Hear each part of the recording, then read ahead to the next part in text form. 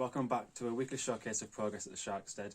I'm Mark and I'm going to show you what we've been up to for the last 7 days.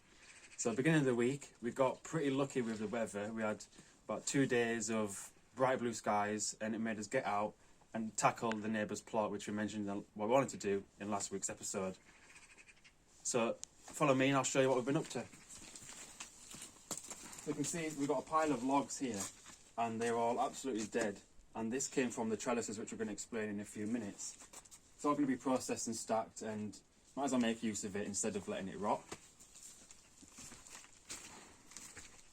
You saw in another previous video that we've been trying to make a bit more of an increase of log store for this winter coming. Recently tackled our own method of creating compost, which you might see on the channel. So this is hopefully going to be ready within the maybe mid-Feb, late Feb, something like that. This is for our seedling starters for spring. So coming around here, I mentioned last week that we wanted to prepare the land for a majority of our growing this year because of what we're going to be doing in ours, and we won't have the space or the resources. So the plan was to make a burn line of all the vines, all the foliage, just trim it all back, burn it all and replenish the nutrients into the soil. And we achieved that rapidly. We are so impressed with the progress that we made in the 2 days of good weather that we had. And we caught it quite well because the following 2 days it rained and then we had another few days of snow and it's only just melted, and that's why we're able to come out today.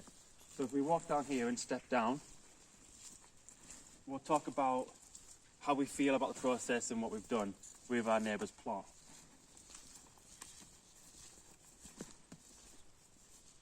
So the way we look at it is trying to take back a year and a half of neglect since she's left.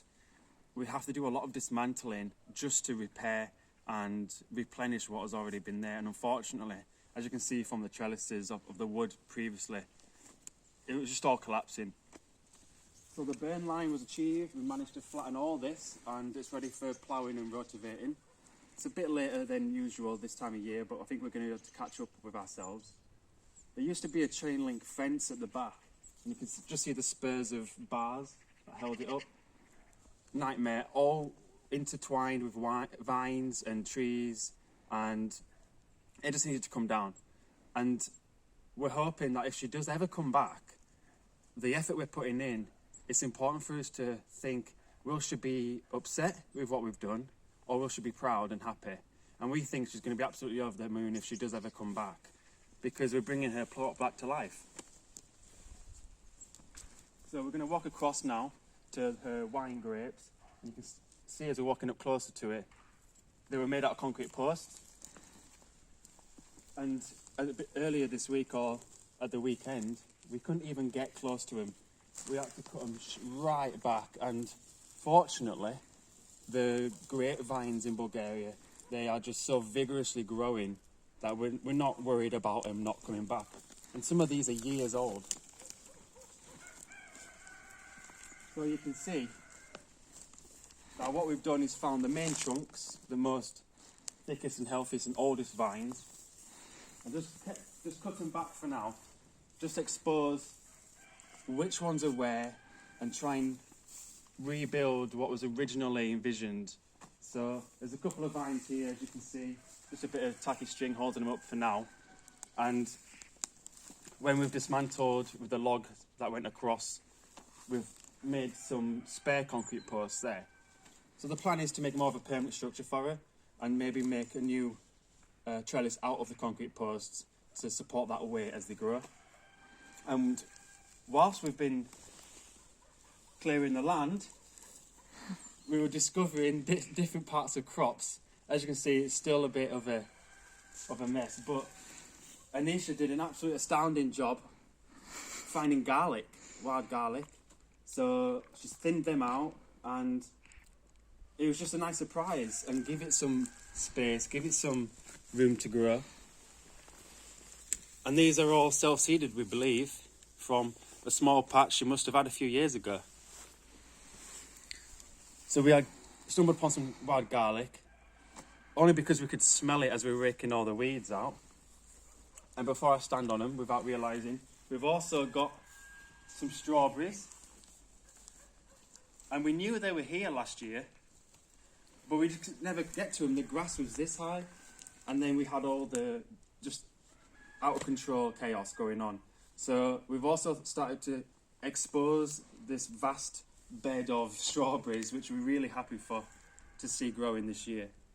We're going to hopefully just divide it and thin them out a little bit more, and that's why we've used some of the stone from our garden to make. We're going to start making 2 little beds, just so we know where they are in the future. So you can see this is an example of one that we haven't got to yet, where the weight of the vine has just collapsed the log. So we thought originally that this trellis was just for raspberries, and this was an entire long bush, and it really needed some TLC. So the fact that we've got some raspberries and Anisha thinned out and exposed a lot more, we're really hoping for these to grow as well. I think she's going to be really happy with what we've done, and we even got round to getting up on the ladder and trimming the left side of this tree, which was pulling down her gutters and causing roof damage. So overall, it's been a really productive week, and despite having half of the week sat inside because of the weather, we've not been able to get out, we're pretty happy with what we've done. So thanks very much for watching.